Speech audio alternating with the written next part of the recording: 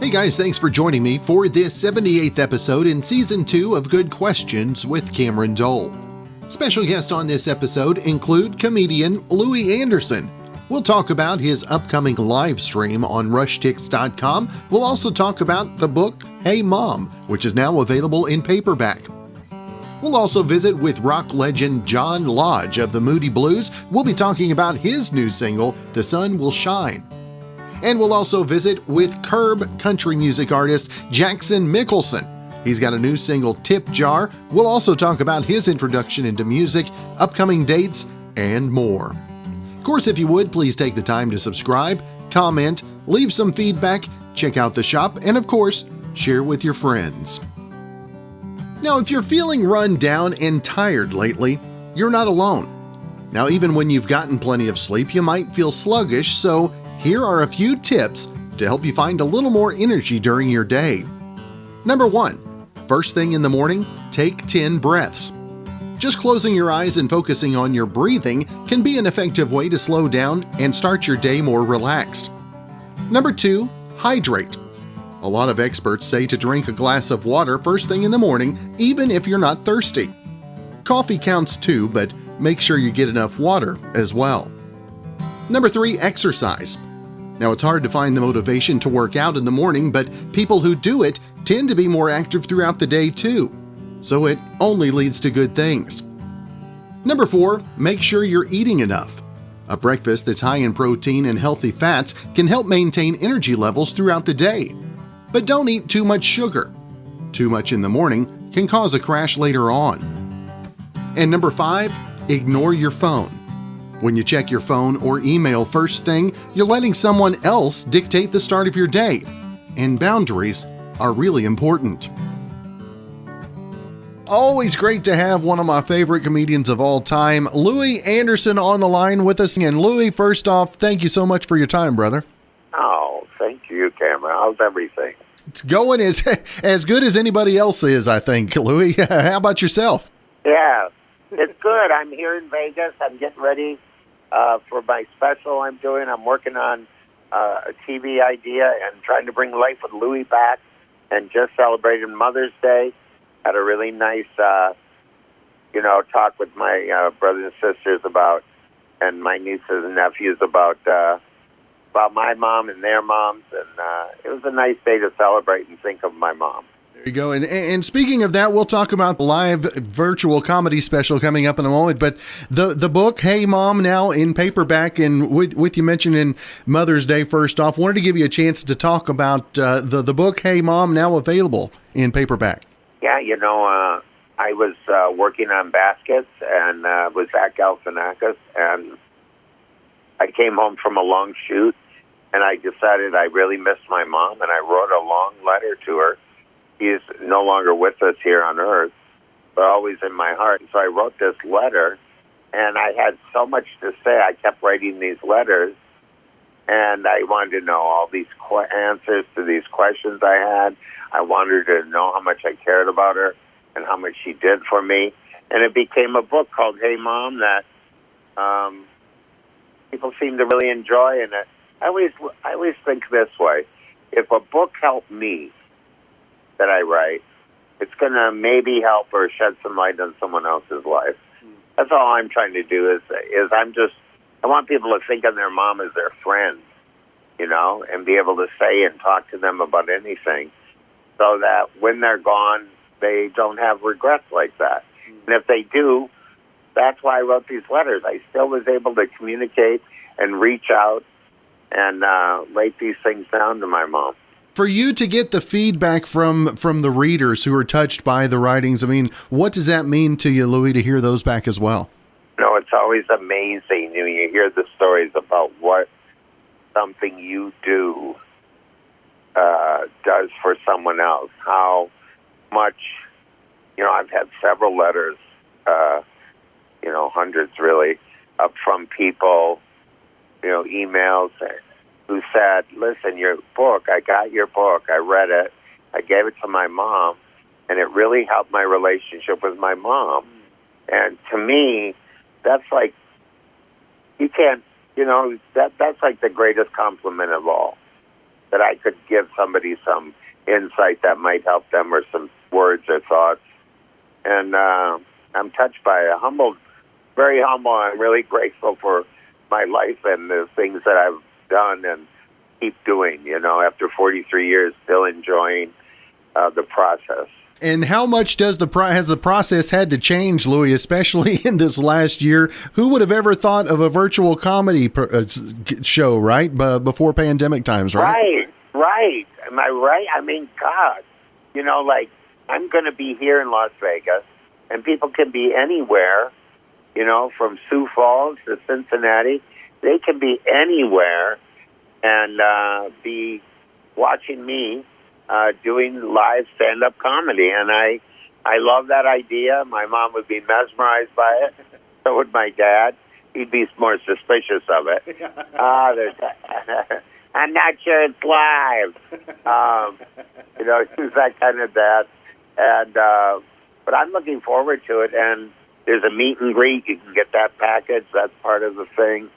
And I'm looking forward to it. I worked some of the material out this weekend at the Laugh Factory in Las Vegas, and the shows went really well. And so I'm really confident in the material, and I'm really excited about doing it. And I'm really excited about recording my 7th special. Now, you talked about all these different things that you've been doing in the time of pandemic. Has pandemic been an inspiring time for you, or for new ideas, if you will? Yeah, I've been working on a couple of show ideas. I've been working with the Life with Louie people who originally created Life with Louie with me, my cartoon that was on Fox Kids.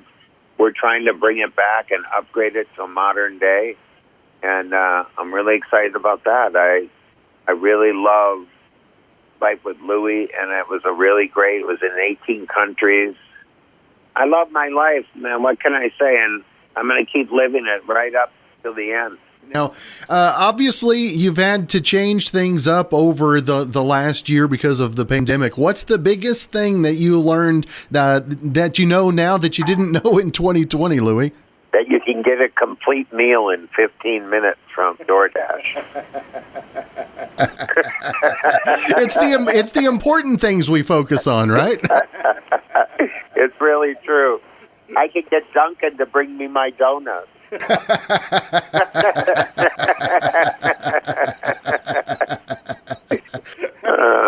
That's awesome. I think what I learned most, I really did learn one thing: who my friends were during this, and who cared about me, and who I cared about. I think those things illuminated very brightly, and I think that was really good. And I've also been very creative during the time, and I've been enjoying it. It's awesome. Now, again, the virtual comedy special, Louie, live from Las Vegas. Of course, Louie, I want to make sure and let listeners know where they can get tickets for that, and, of course, keep up with everything you got going social media-wise as well. Yeah, I'm at Louie Anderson on most everything, LouieAnderson, and then Rush, RUSHTIX, RushTix.com. You could get the special, $15. Get the VIP meet and greet, and with the VIP meet and greet, it's more expensive, but you get a free autographed copy of my poster with John Amos from Coming to America. And you could do it Saturday, June 12th. Buy it for your family and sit down with them and have a good laugh.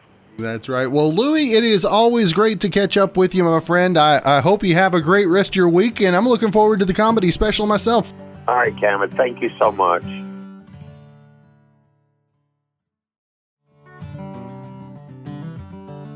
Well, today is National Eat What You Want Day.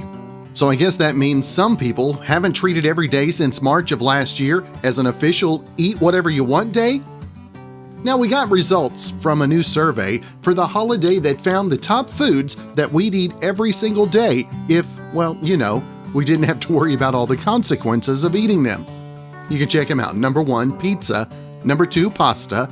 Number 3, burgers. Number 4, ice cream. Number 5, tacos or burritos. Number 6, chocolate. Number 7, fries. Number 8, donuts. Number 9, cake. And number 10, chips. Great to visit with John Lodge. You remember him from the Moody Blues. And first off, John, excited to talk about the new single today. Thanks for taking the time. Cameron, hi, how are you doing? Doing well, and the new single was actually just checking it out before we came on the air. The Sun Will Shine, and John, a hopeful song, and coming out of this pandemic, perfect timing for the single, wouldn't you say? Well, yeah, I wrote it during lockdown, and it was my hopes and dreams, I suppose, about what's going to happen when the pandemic is over. We're going to come out differently. Is a different door on the lives going to open? But the most important thing is to stay positive. And I wrote the song in like one person's mind, that the overall picture of the song is about all of us being staying positive, and the sun will shine. It does every day. So let's wake up to a new world. This last year, John, for you, has the songwriting that you've been doing, does it have a brighter overtone, if you will? Well, I think this one has, and another song I've been writing does. It is forward-looking, I think, because we've had everybody in the world has had really tough year, and we've got to be more positive now and think, yes, it's going to be great. And so you should write uplifting songs. We don't want any more doom type of feelings. That's gone. That's gone. We don't want any more doom television programs or doom films. Let's start being positive, and let's start thinking how great it is to mix with everyone and be with everyone. And for you, the video that goes along with it for The Sun Will Shine, also uplifting theme to that as well. And John, how much hands-on are you doing with the video stuff and the music stuff? Just because of the extra time, have you been learning some new stuff, if you will? I bought a new computer, built a new system in lockdown, because I was in lockdown in April, and I had to build a new studio quickly because my studio is in England. And I learned a thing called GarageBand, and I've been working with that, to be honest. I've learned a lot of new things. I've been trying to understand piano or keyboards, but a bass is my number one instrument, and I play every day. Now, John, as things are starting to open around the world, I mean, how much do you look forward to the opportunity to get out in front of fans again and to see that live interaction? I mean, how much have you missed that over the last year plus? Yeah, I missed it a lot, because it's the longest time I've not played since I was 15 years of age. So it's been part of my life. And I've just agreed to be on the cruise next year out of Florida for the Caribbean, called the Flower Power Cruise, with, I think, Procol and the Hollies and the Zombies. I'm looking forward to that. And also, I'm putting a tour of the USA around about the cruise time, which is March, April next year. And John, as you've had time being not on the road, you've had time to kind of think about your career as well. What are maybe some of the things that you miss most about the live performance? I'm a sort of gypsy in a way. I love traveling. You meet so many different people, see so many different things in your life by traveling, and I really enjoy that. And that's one of the parts cry about being on the road, visiting places. Grown up in England, when you talk about going to Kansas City, it's like, oh, got to get there soon, And Route 66, I drove Route 66 with my family from LA all 40 days. And things like that really excite me. And so going on stage obviously is the main reason to be on the road. But it's traveling, providing you're not too tired. And again, the new digital single, The Sun Will Shine. John, I want to make sure and let folks know where the best place to pick up the new single and of course, everything you got going social media-wise as well.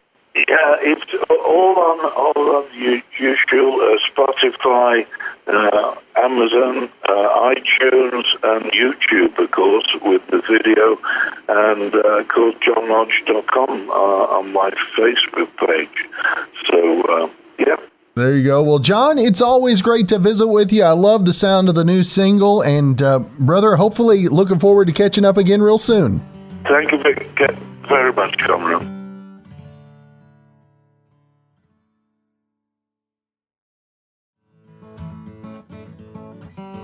No matter how normal life gets again after the pandemic, some things are just going to be different forever. Now, you can't go through something like this and not have nothing change, can you?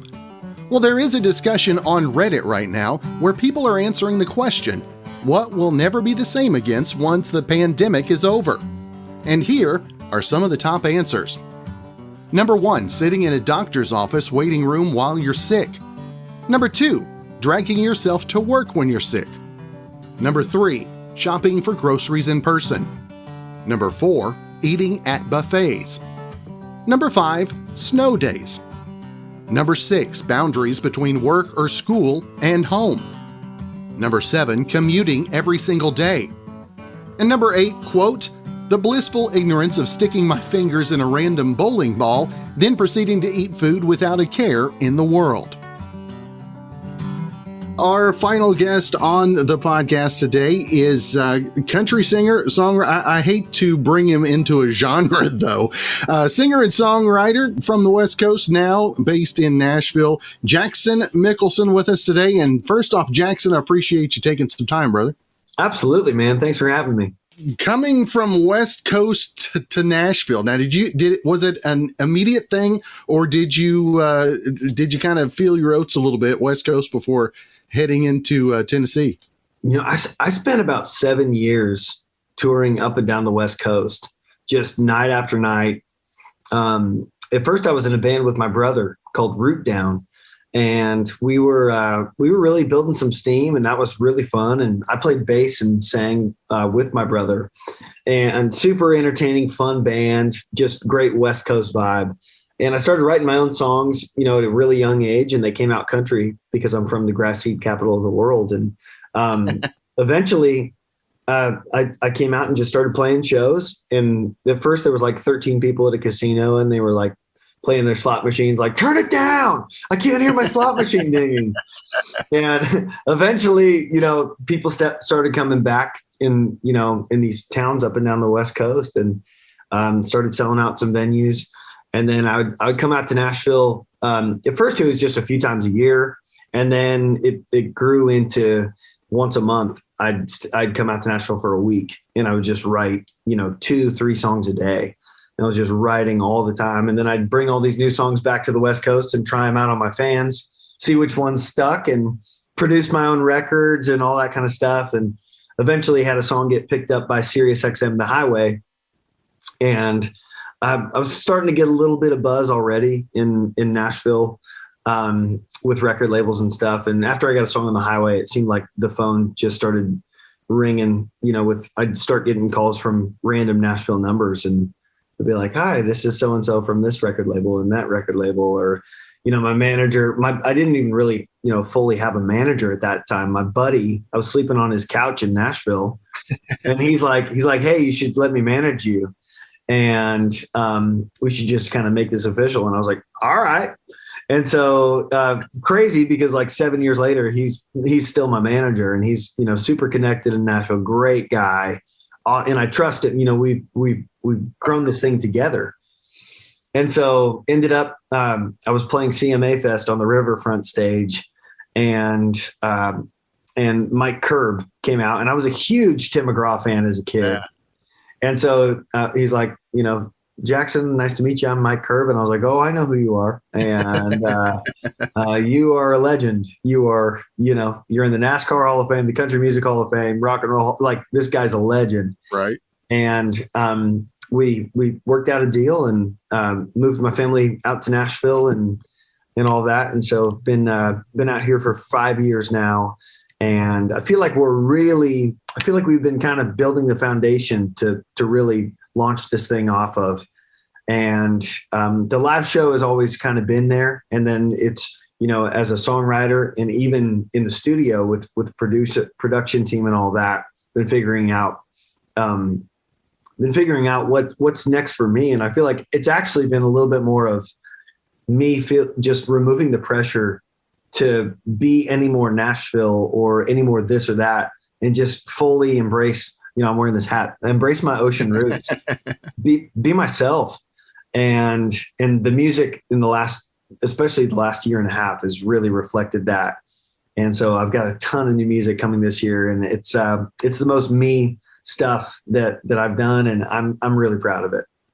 Now, the writing over the last year, ask all the songwriters this, was it more difficult or was it easier for you to find the music, find the lyrics, if you will, or the inspiration?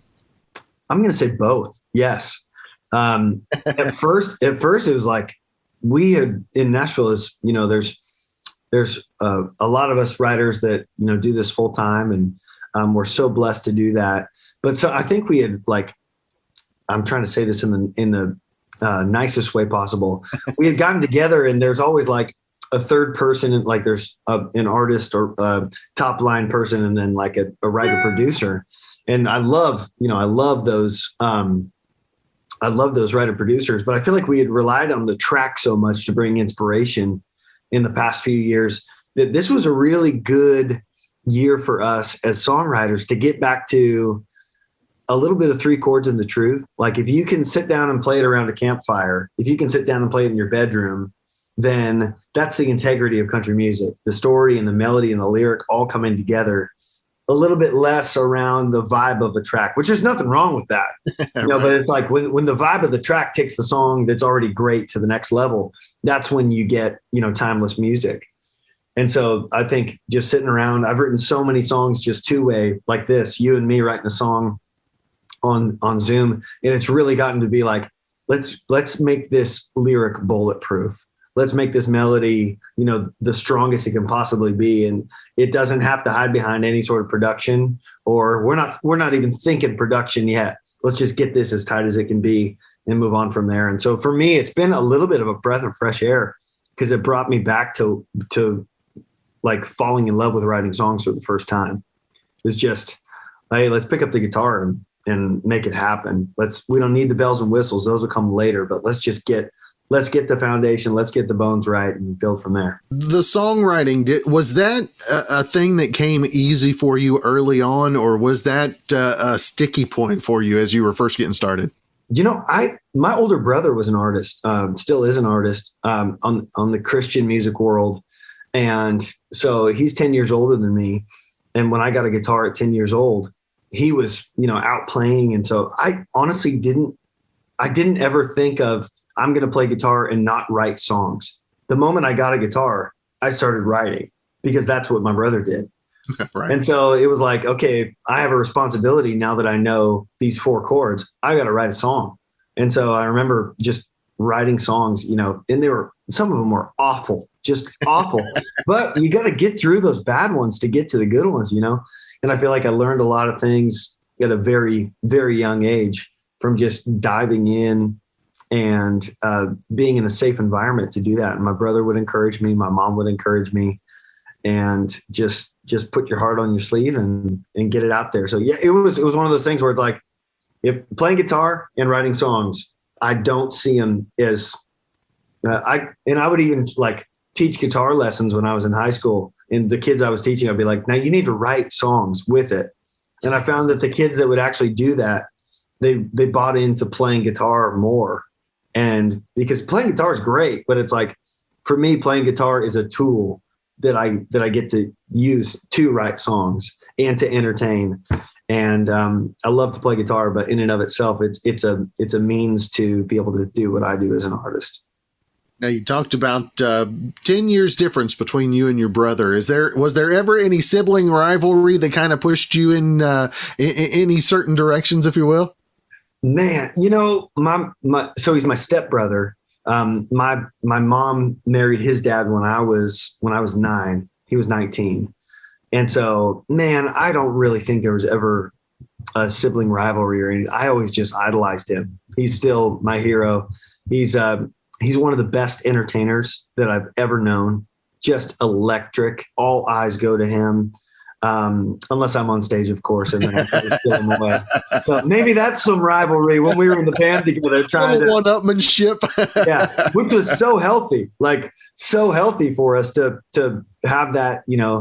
I call it chemistry, not a rivalry. Yeah. We were able to play off each other so well. But no, my brother is my hero. He's so talented, and he's always just one of the best for me, and me for him too. So it's really cool to kind of follow in his footsteps. And he got a record deal when I was 11 years old. He signed a record deal. Wow.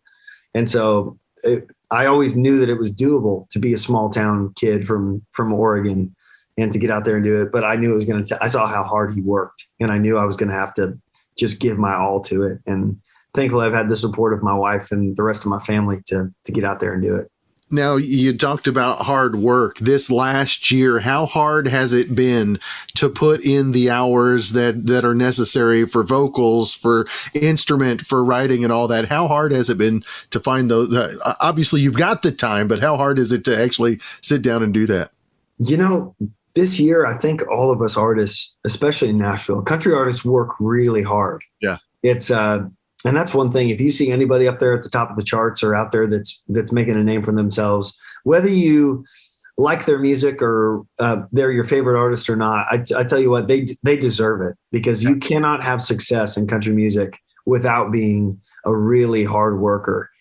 And we do a lot with radio, a lot of free things with radio all the time and all of that, which is, so honored, because we get to have that relationship with our radio format, and it's a responsibility, and it's they take great care of us and we take great care of them, and that's one thing, but it's a lot of work. There's 2,000 country stations, and you got to be out there, you got to be present. So but I'm so used to being on the road and busy 200 something days a year that this year it was like a pivot to, okay, it's songwriting, which I've always written a lot, but this year it's exclusively writing and studio.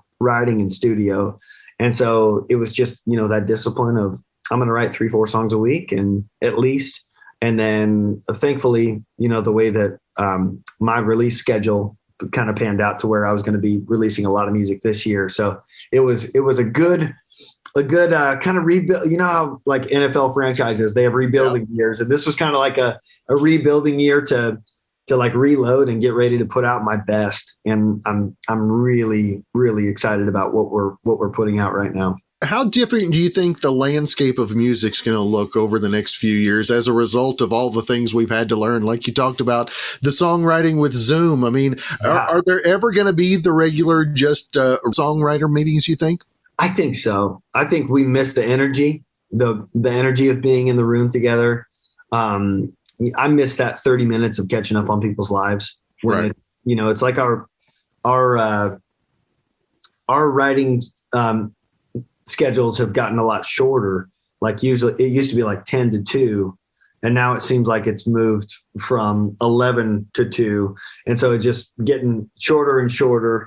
But it's something that I definitely think we'll get back to that at some point.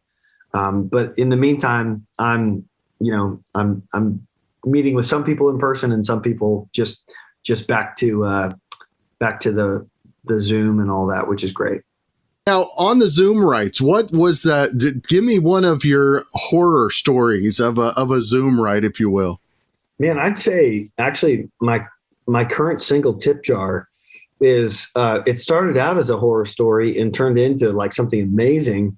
My buddy, I tease him about it. My co-writer Patrick Menzel on my current single, Tip Jar, he's like, oh man, I totally spaced it. He's on the Eastern time zone, and so like time's different. It's weird. He's somewhere in Pennsylvania. I think he's from Pittsburgh. And he texts me and he's like, and meanwhile I'm like sitting down to write, and he's like, hey man, I'm at the bank. I'm going to be late. Just hold on. And so I just start writing. I had this title Tip Jar in my phone for like 2 years. I tried to write it with a couple people, and we just couldn't find the right angle. Like we couldn't find the right approach to be like, that's a really cool title, but like, what would the song be about? And so I sat down, and eventually it was like, I just played this little like boom boom bam bam, and then it just came out of my mouth. I guess I'm going out tonight, and I was like, oh, I guess it's a breakup song. And then I started thinking, oh, in Nashville, when you want to request a song like down on Broadway, you toss a 20 in the tip jar and just request the song, and the band will play it. Whatever it is, if it's Don't Stop Believing or Living on a Prayer or whatever it is. And I was like, maybe, this guy in the song, they have all these songs together, and he's like, keep the records. I'm going to go make memories, with these songs by myself on, out at the bar or whatever. And so after I got that angle for the title Tip Jar in my head, it just kind of came out. And so it's the weirdest Zoom write ever, because I'm sitting here waiting for my co-writer to come on. I'm writing it by myself. And then after about an hour, he jumps on. I'm like, hey man, I just came up with this. And I sang, a lot of the song. And then he's like, oh, what about this? What about this? And we pieced some stuff together. And so it started out as a horror story with him not being there, and it ended up being like, all I really needed to start that, to get on the right page, was a little bit of time to just think and to put the pressure. Oh, how about I start something while he comes on?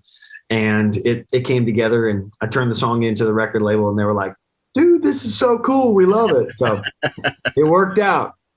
Now, how many memos do you have on your phone of song ideas? Oh my gosh. I have a list of titles that's at least, I'd say like 300 long, 300 titles. Yeah. But I mean, I have probably like 20% of my storage on my phone is voice memos of me mumbling ideas. Especially I go out on runs every morning, and usually I come up with my best ideas when I'm running and not thinking about it. Just my mind is open. I'm just totally relaxed, and I can just be free to create. I don't know what it is. I think it was actually Paul Simon said he came up with the best ideas when songwriting was secondary. So he would always like bounce a ball against the wall, and like a rubber racket ball or a tennis ball, and that would free his mind up to be the most creative. I was like, that's so interesting, because I'm the same way. If I'm doing something else, even if I'm eating a snack, I'm a better songwriter when I'm doing something else. It's really weird. Where is the hardest point of the songwrite for you? Is it getting started, or is it the saying that it's done and you're ready to walk away? Man, I think the hardest part in co-writing is everybody getting on the same page with the same idea from the same angle. Because you can have a title like Tip Jar. And I mean, you could write Tip Jar 20 different ways. And right. I brought that title to a lot of songwrites before. And, it's like, oh, do you want to make it a message song? Like the world's a big old tip jar waiting on a little change? Or do you want to make it like a sad song? Like, I'm just alone here. It's just, me, with a broken heart, just me and this tip jar, something, there's so many different ways you can go about. I could list off 15 different ways to write tip jar, but what is the right way? And what is the right way to match the feeling of the song, to match the melody? And, it's really interesting. And so you find those co-writers that you have similar instincts with, and you're your strengths complement each other and your weaknesses complement each other. And it's a weird thing, man. I've been in rooms with two incredible hit songwriters that have written, many, many, many number one songs, and they can't get on the same page. And then I've been in rooms with a hit songwriter and somebody who's just learning how to write, where it can be magic. And you just never know. It's all about the combos. It's all about it.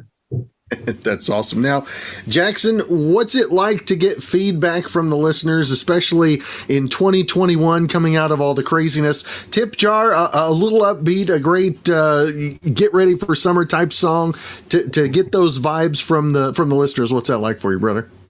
That's special. That's when the rubber meets the road. Is like, as an artist, we could just play these songs in our rooms, in our bedrooms, or in our offices, or for our families and all that. And we love that. But ultimately, it comes down to, I'm an artist and I'm an entertainer because I write these songs and I want to share them with people. And if my music can make somebody feel the way that other artists' music makes me feel, that's what it's all about right there. And so it's all about sharing. Music is a gift and you got to share it. And so when I hear people like, oh my gosh, I love this song, it feels so good, it just puts me in a great mood. It makes me so excited to be out there on the road playing this song, hearing people sing it back, and have that moment together where music brings us together. And it's so special. You can't even describe it when people start resonating with an idea that you had, that was a title in your phone for 3 years, and then you're able to put it out there and they're like, this makes me so happy. It's like that's what it's all about right there. Well, I know what makes you so happy. I was perusing through your socials before we came on. Oh yeah. And you've got a little bit of excitement. I know you got some dates that are on the board now, and how excited how much sleep are you going to get now between now and Daytona? I'm going to try to get as much as I can. But I'm pretty fired up, man. I think we announced like 7 or 8 shows in the next 2-3 weeks, which is amazing to have. From no shows for a year to having 7 or 8 in a couple of weeks is pretty awesome. And then we're about to announce a whole slew of other dates that are coming out, and I'm so thrilled to be back on the road. It's one of those things where I knew that I always loved it. I knew that it was, my passion was to entertain people and to bring people joy. And we always, huddle up as a band and say a prayer and before we go on every night. And we just, we pray that we could bring joy and that we could leave people feeling like they are a little bit lighter than when they came in. And music can do that, and God's given us a gift of music that, like I said, we're meant to share it. So to be able to be back out there traveling the country playing music is, I can't even communicate the gravity of how that I feel like I've grown probably 1.5 inches just standing taller, feeling better, and I'm pumped up, especially with a song like Tip Jar. Like that's one that it was made to play live. That's right. And now, Jackson, if folks want to keep up with the upcoming tour dates as those become released, all the socials, the music, where's the best place to keep up with everything? I'm probably the most active on Instagram. You can follow me at Jackson Michelson.